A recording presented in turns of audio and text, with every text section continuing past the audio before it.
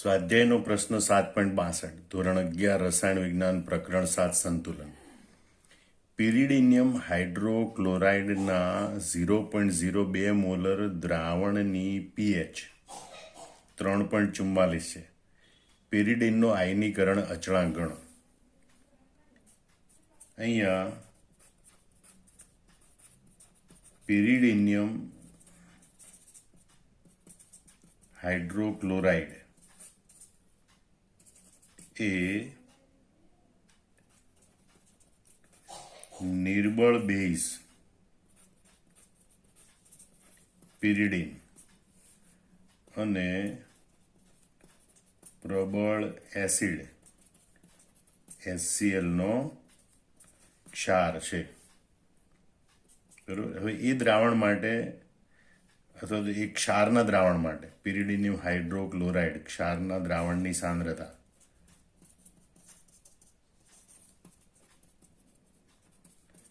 C બરાબર 0.02 molar છે અને દ્રાવણની pH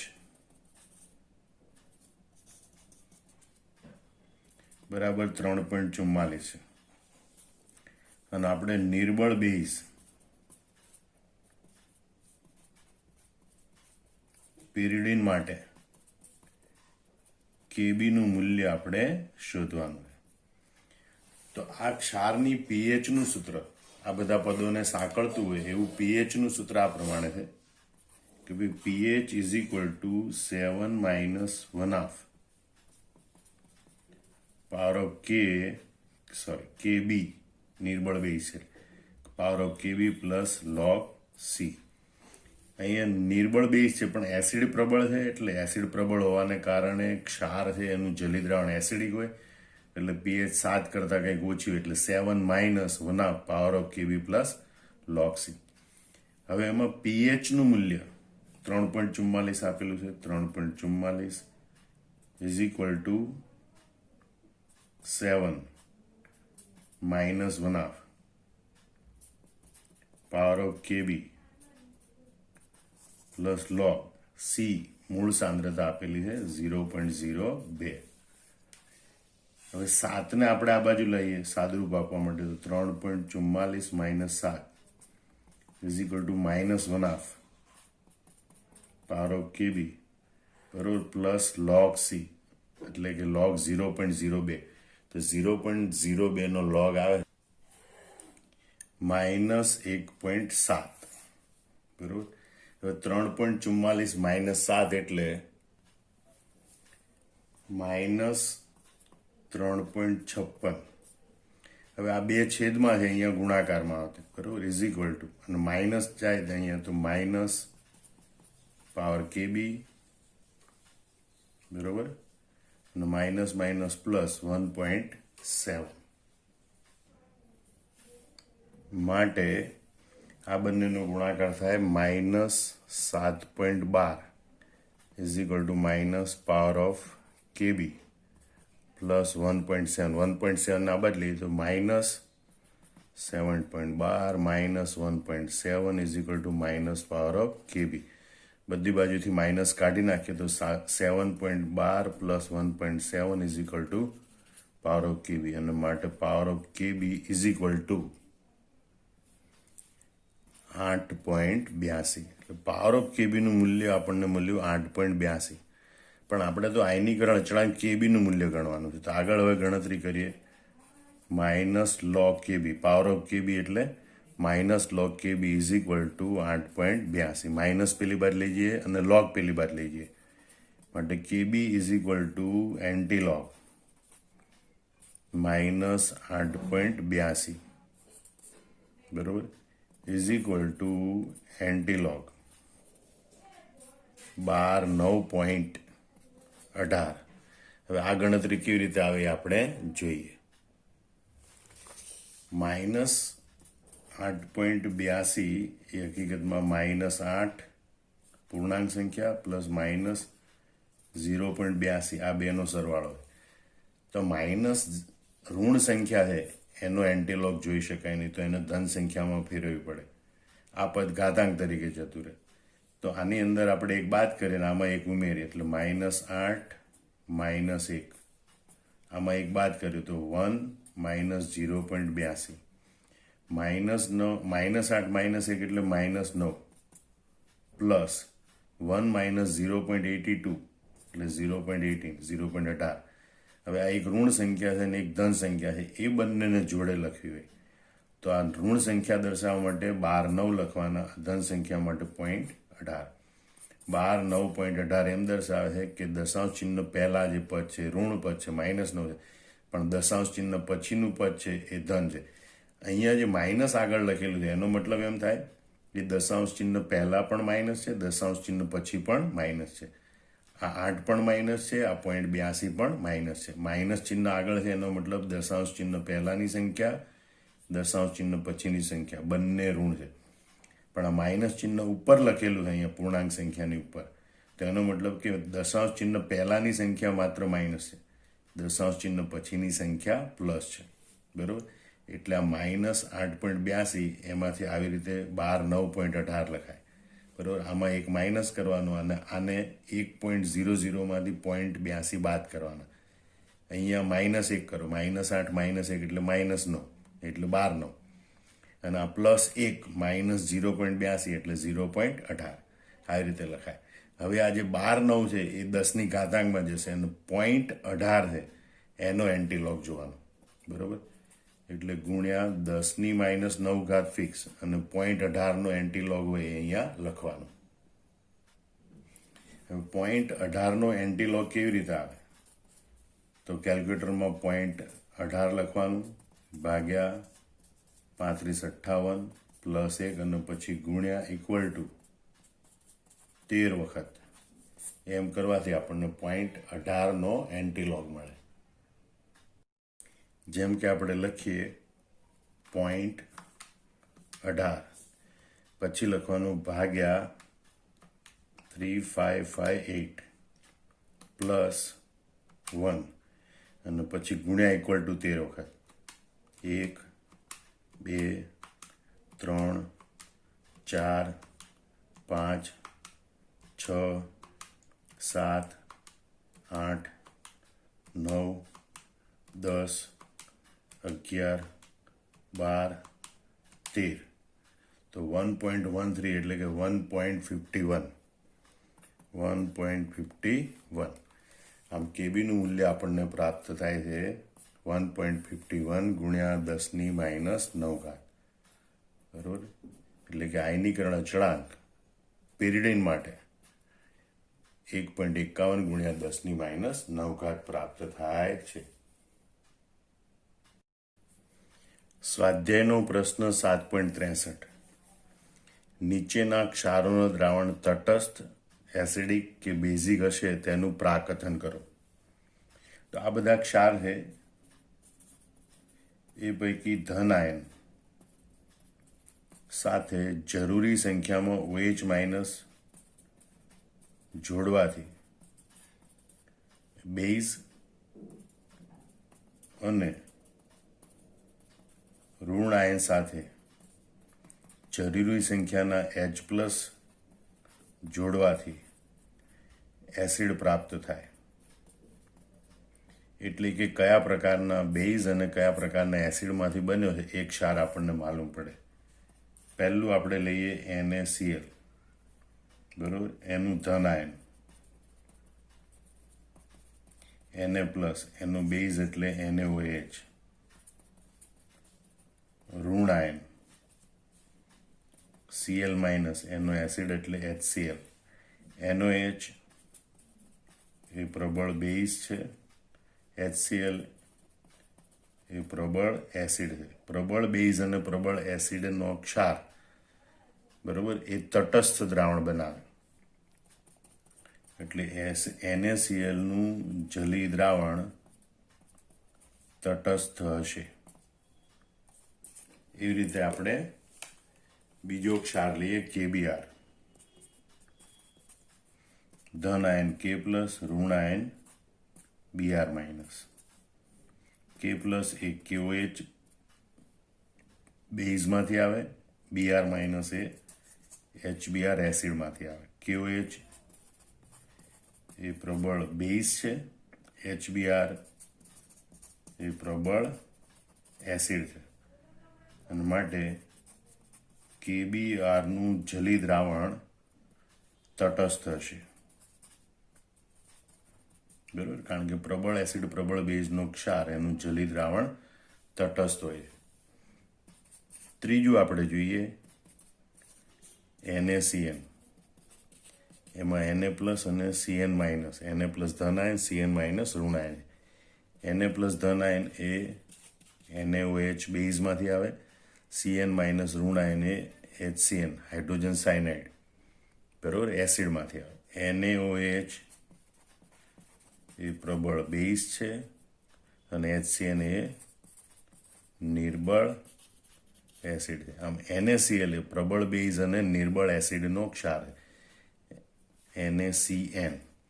NaCN એ પ્રબળ બેઝ અને નિર્બળ એસિડનો ક્ષાર છે, બરાબર, અને બેઝના પ્રભાવને કારણે પ્રબળ બેઝ છે, એસિડ નિર્બળ છે, પ્રબળ બેઝના પ્રભાવને કારણે NaCN નું જલી દ્રાવણ બેઝિક હશે, એટલે કે ભાઈ NaCN નું જલીય દ્રાવણ બેઝિક હશે. ચોથું આપણે જોઈએ NH4NO3 એ NH4 પ્લસ અને NO3 માઇનસ આયન આપે જલી દ્રાવણમાં. NH4 પ્લસ આયન એ આપણને NH4OH બેઝમાંથી પ્રાપ્ત થાય, NO3 માઇનસ ઋણ આયન એ આપણને HNO3 નાઇટ્રિક એસિડમાંથી પ્રાપ્ત થાય.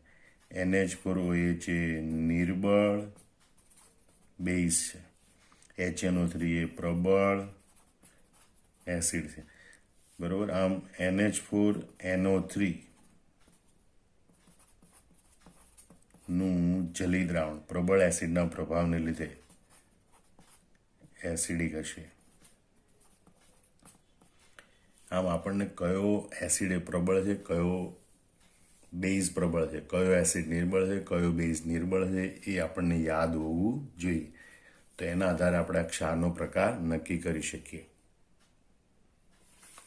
હવે આપણે જોઈએ પાંચમું, બરોબર, NaNO2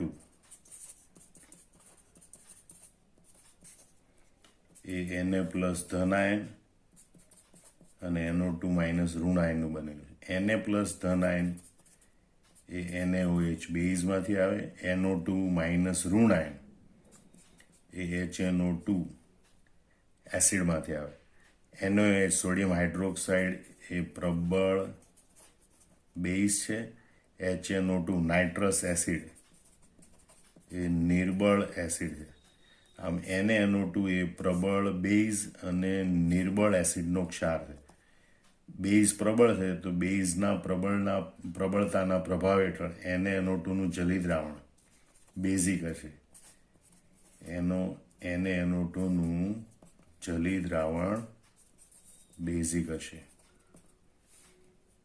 છઠ્ઠું આપણે જોઈએ KF એ K પ્લસ અને F માઇનસ આયન આપે. K પ્લસ આયન એ KOH બેઝમાંથી આવે, F માઇનસ આયન એ HF એસિડમાંથી આવે. પોટેશિયમ હાઇડ્રોક્સાઇડ એ પ્રબળ બેઝ છે, HF હાઇડ્રોજન ફ્લોરાઇડ એ નિર્બળ એસિડ છે. પ્રબળ બેઝના પ્રભાવ હેઠળ KF નું જલી દ્રાવણ એ બેઝિક હશે. તો આ રીતે જો પ્રબળ એસિડ પ્રબળ બેઝ બંને હોય તો એનું જલી દ્રાવણ તટસ્થ હોય, પણ પ્રબળ બેઝ હોય અને નિર્બળ એસિડ હોય તો દ્રાવણ બેઝિક હોય. પ્રબળ એસિડ અને નિર્બળ બેઝ હોય તો દ્રાવણ એસિડિક હોય. સ્વાધ્યાયનો પ્રશ્ન 7.64 ધોરણ 11 રસાયણ વિજ્ઞાન પ્રકરણ 7 સંતુલન. ક્લોરો એસિટિક એસિડનો આયનીકરણ અચળાંક 1.35 × 10⁻³ તો તેના 0.1 મોલર દ્રાવણની pH કેટલી હશે? એટલે કે 0.1 મોલર આ એસિડની pH કેટલી હશે અને તેના 0.1 મોલર સોડિયમ ક્ષારના દ્રાવણમાં pH કેટલી હશે? તો ક્લોરો એસિટિક એસિડ ClCH2COOH માટે આયનીકરણ અચળાંક કે એ ઇઝ ઇક્વલ ટુ 1.35 ગુણ્યા 10⁻³ અને એની સાંદ્રતા she is equal two 0.1 molar છે. હવે પીએચ શોધવા માટે એચ પ્લસ આયનની સાંદ્રતા ખબર હોવી જોઈએ. તો કે એ અને એચ પ્લસ આયનની સાંદ્રતા વચ્ચેના સંબંધનું સૂત્ર આમ છે કે ઇઝ ઇક્વલ ટુ એચ પ્લસનો સ્ક્વેર અપોન સી અથવા તો H3O પ્લસનો સ્ક્વેર અપોન સી. તો એચ પ્લસને સૂત્રનો કરતા બનાવીએ તો માટે H plus is equal to આ સી ગુણાકારમાં અને પછી વર્ગમૂળ લેવાનું એટલે ઇઝ ઇક્વલ ટુ વર્ગમૂળમાં કે એ ઇન્ટુ સી. માટે H plus is equal two વર્ગમૂળમાં કે એનું મૂલ્ય છે 1.35 ગુણ્યા 10⁻³ ગુણ્યા સીનું મૂલ્ય છે 0.1 એટલે કે 10⁻⁻1 10⁻1 અને 10⁻³ એટલે 10⁻⁴ એટલે ઇઝ ઇક્વલ ટુ વર્ગમૂળમાં 1.35 ગુણ્યા 10⁻⁴. 1.35નું વર્ગમૂળ આવે છે 1.16. 10⁻⁴ એનું વર્ગમૂળ 10⁻². આમ એચ પ્લસ આયનની સાંદ્રતા એટલે કે H3O પ્લસ આયનની સાંદ્રતા 1.16 ગુણ્યા 10⁻². મોલર હોય છે. હવે એના ઉપરથી પીએચની ગણતરી કરી શકાય. બરાબર કે ભાઈ pH is equal two -log H પ્લસની સાંદ્રતા ઇઝ ઇક્વલ ટુ -log 1.16 ગુણ્યા 10⁻².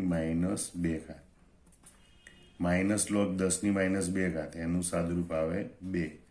-log 1.16 બરોબર 1.16 પછી 13 વખત વર્ગમૂળનું બટન -1 ગુણ્યા 3558 એટલે 1.16નો લોગ આવે છે 0.06 ઇઝ ઇક્વલ ટુ 1.94. બેમાંથી 0.06 જાય તો 1.94. Therefore pH is equal two 1.94 એટલે કે ક્લોરો એસિટિક એસિડના દ્રાવણની પીએચ 1.94 હશે. હવે તેનો સોડિયમ ક્ષાર એટલે કે ક્લોરો એસિટિક એસિડનો સોડિયમ ક્ષાર Cl CH2COO Na એ ક્લોરો એસિટિક એસિડ નિર્બળ એસિડ અને NOH એવા પ્રબળ બેઝનો ક્ષાર છે. તો નિર્બળ એસિડ અને પ્રબળ બેઝનો ક્ષાર હોય એના માટે પીએચનું સૂત્ર છે પીએચ ઇઝ ઇક્વલ ટુ 7 + 1/2. બરાબર નિર્બળ એસિડ છે એટલે પાવર ઓફ કે. જો પ્રબળ બેઝ છે એટલે બેઝની પીએચ 7 કરતાં વધારે એટલે 7 + સમથિંગ. નિર્બળ એસિડ છે એટલે એના પાવર ઓફ કે નો ઉપયોગ થાય એટલે pH is equal to 7 + 1/2 power of કે પ્લસ log C. બરાબર હવે અહીંયા જે કિંમતો જરૂરી હોય જોઈએ કે આપણે પાવર ઓફ કે તો આપણી પાસે કે નું મૂલ્ય છે એની ઉપરથી પહેલા પાવર ઓફ કે શોધી કાઢીએ. પાવર ઓફ કે ઇઝ ઇક્વલ ટુ -log કે ઇઝ ઇક્વલ ટુ -log 1.35 ગુણ્યા 10⁻³ -log 10⁻³ એટલે 3 -log 1.35 is equal to 3 minus 1.35નો લોગ તો 1.35નો લોગ આવે છે 0.13 અને 3 માઇનસ 0.13 એટલે 2.87. આમ પાવર ઓફ કે નું મૂલ્ય છે 2.87. બરોબર log C તો log C is equal two મૂળ સાંદ્રતા 0.1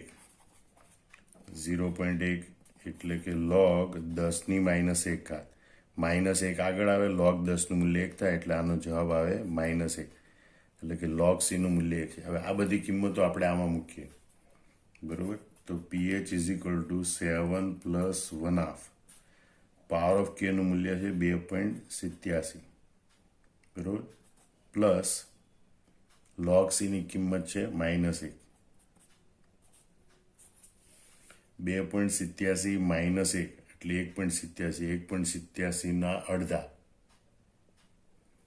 એટલે 0.935 ઇઝ ઇક્વલ ટુ 7 પ્લસ 0.935 અને માટે પીએચ નું મૂલ્ય થશે 7.935 એટલે ક્લોરોએસિટિક એસિડનો સોડિયમ ક્ષાર બરોબર કે જેની સાંદ્રતા 0.1 મોલર હશે તો એના જલી દ્રાવણની પીએચ 7.935 હશે.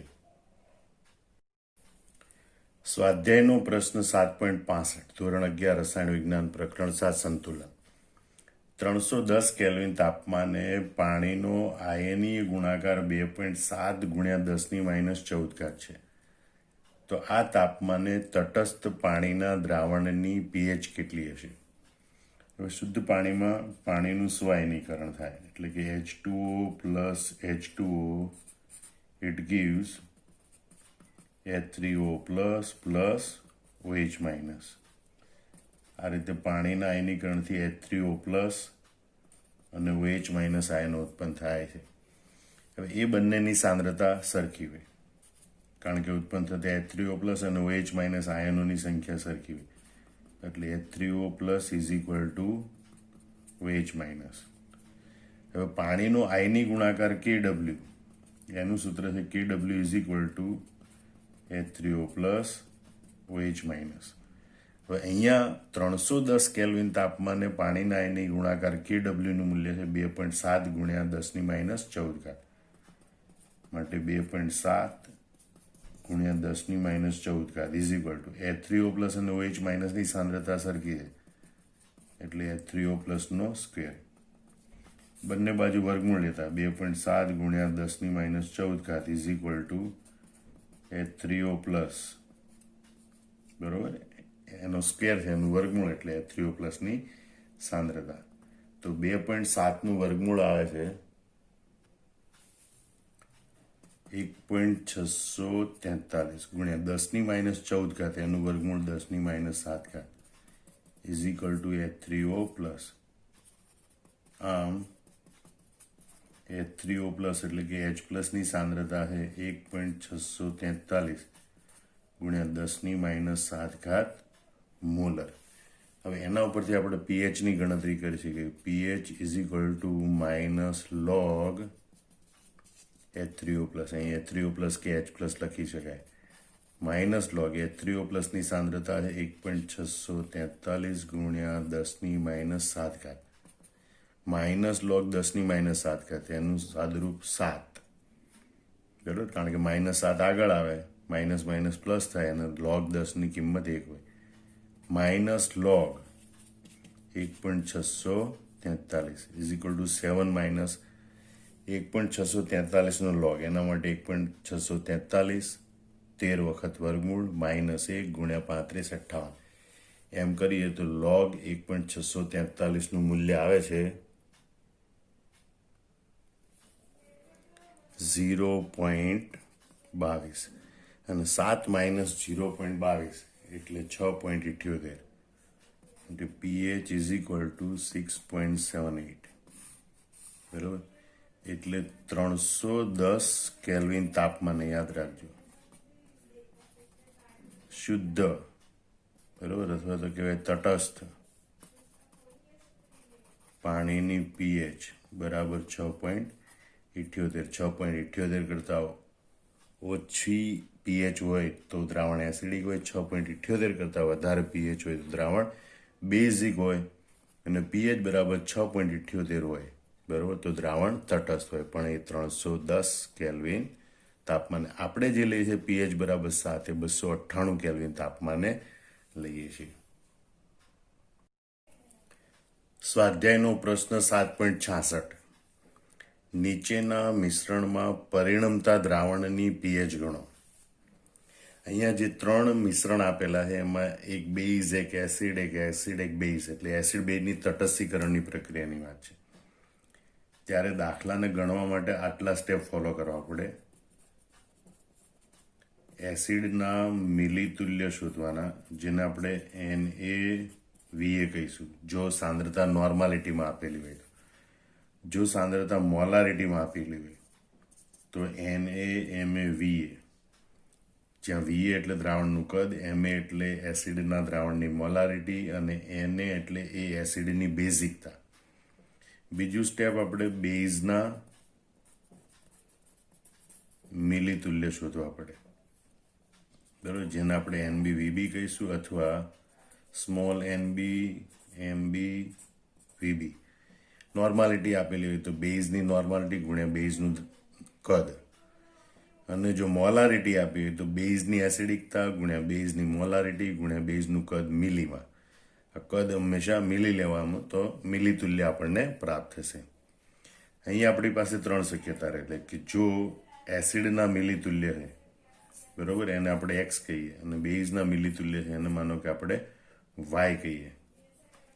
તો એસિડના મિલીતુલ્ય એ બેઝના મિલીતુલ્ય કરતાં વધારે હોય, બરોબર. એસિડના મિલીતુલ્ય વધારે હોય, બેઝના મિલીતુલ્ય ઓછા હોય, તો બેઝ એ મર્યાદિત પ્રક્રિયક બને. એટલે વાય મિલીતુલ્ય વડે એટલા મિલીતુલ્યનું તટસ્થીકરણ થાય. એટલે કે દ્રાવણમાં એસિડના x - વાય મિલીતુલ્ય બાકી રહે, અને એટલે દ્રાવણમાં H+ આયનની સાંદ્રતા x - y upon Va + Vb, એટલે કે દ્રાવણના કુલ કદ જેટલી થશે. કારણ કે એસિડમાં H+ આયન હોય, H+ આયનની સાંદ્રતા આ બંનેની બાદબાકી, એસિડના મિલીતુલ્ય માઇનસ બેઝના મિલીતુલ્ય, બરોબર, અપોન કુલ કદ જેટલી થશે. બીજી શક્યતા છે કે જો x > y હોય, એટલે કે એસિડના મિલીતુલ્ય ઓછા હોય, તે મર્યાદિત હોય, એટલે x મિલીતુલ્ય વડે વાયમાંથી x મિલીતુલ્ય હોય એનું તટસ્થીકરણ થાય. એટલે ત્યાં y - x જેટલા મિલીતુલ્ય બાકી રહે, અને એ બેઝના મિલીતુલ્ય હોય, y - x જેટલા બેઝના મિલીતુલ્ય બાકી રહે.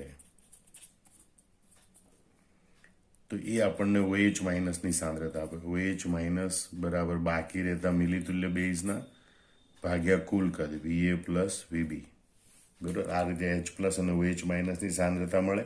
H+ ની સાંદ્રતા પરથી pH શોધી શકાય, OH- ની સાંદ્રતા પરથી pOH શોધી શકાય, અને પછી pOH ના મૂલ્યને 14માંથી બાદ કરી અને pHનું મૂલ્ય શોધી શકાય.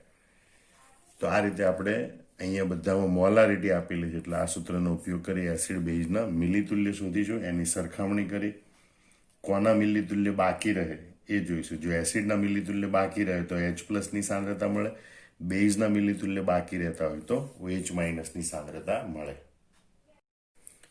હવે આપણે આ પહેલું પદ છે એની ગણતરી કરીએ. એમાં કેલ્શિયમ હાઇડ્રોક્સાઇડ, તો CaOH માટે કેલ્શિયમ હાઇડ્રોક્સાઇડ બેઝ છે, એટલે તેની એસિડિકતા Nb = 2 હાઇડ્રોક્સાઇડ આયન છે, એટલે એની કેલ્શિયમ હાઇડ્રોક્સાઇડની એસિડિકતા 2, બરોબર. એની મોલારિટી Mb = 0.2, અને એનું કદ Vb = 10 મિલી. અને માટે CaOH ના મિલીતુલ્ય બરાબર Nb Mb Vb = 2 × 0.2 × 10. અહીંયા 2 દશાંશ 10 10 ઉડી જાય, 2 × 4 એટલે કે 4. આમ કેલ્શિયમ હાઇડ્રોક્સાઇડના મિલીતુલ્ય 4 છે. હવે એની સાથે પ્રક્રિયા કરતા HClના મિલીતુલ્ય શોધીએ.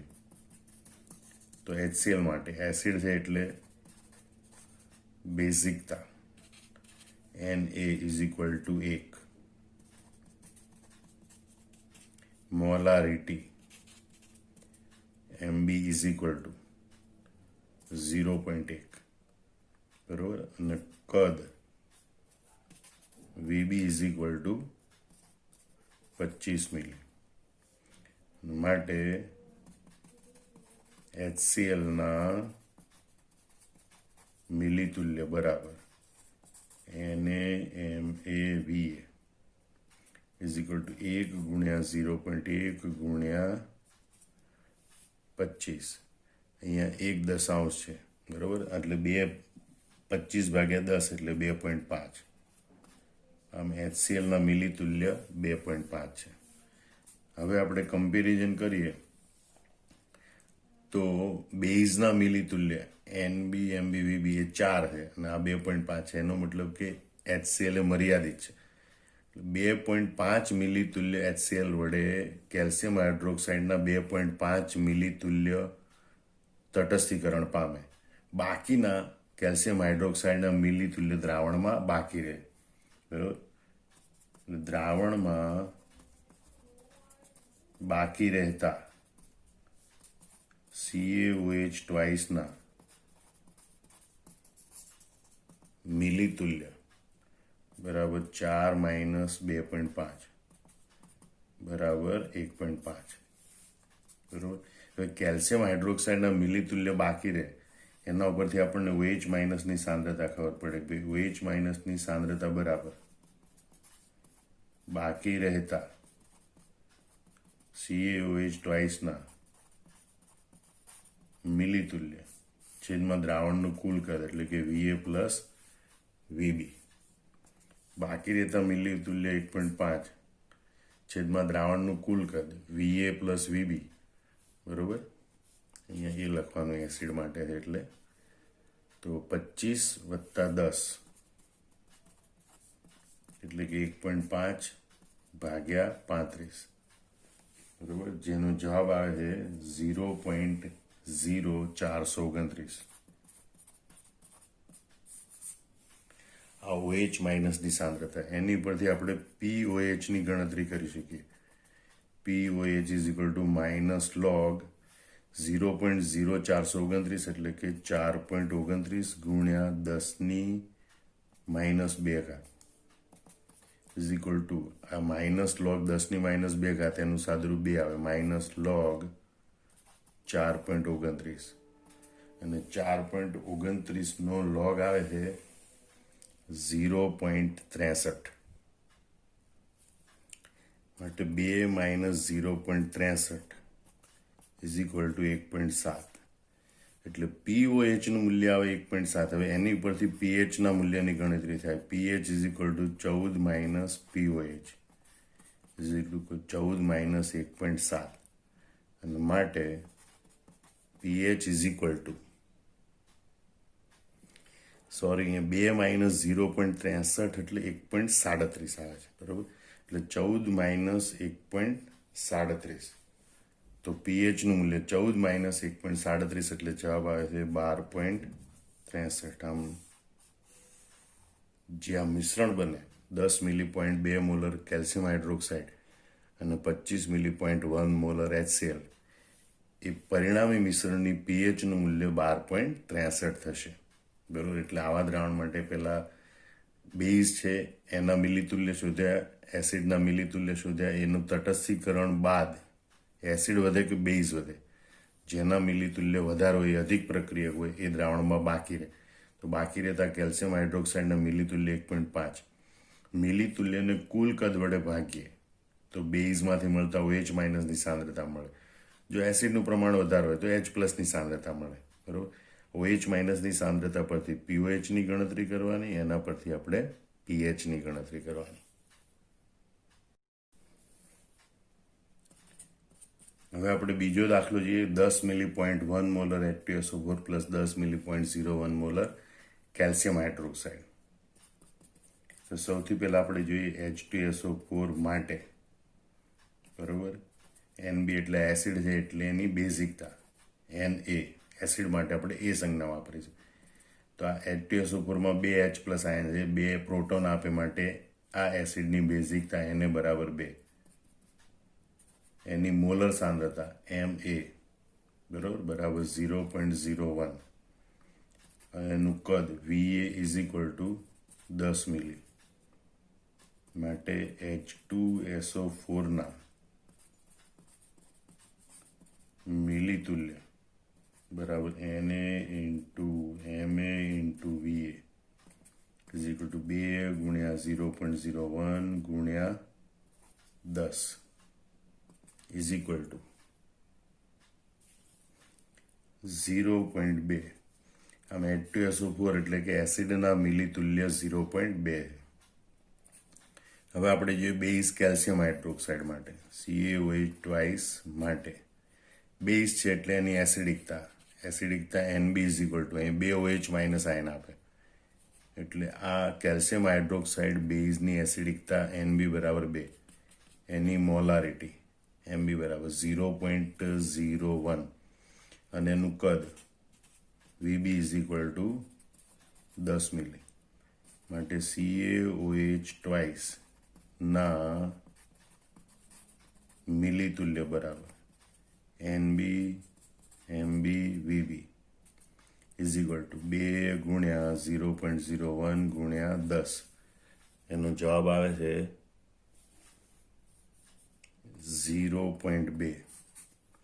એ તમે જુઓ એસિડના મિલીતુલ્ય અને બેઝના મિલીતુલ્ય સરખા છે બરાબર, એટલે કે એસિડના મિલીતુલ્ય અને બેઝના મિલીતુલ્ય સરખા છે માટે તેઓ એકબીજાનું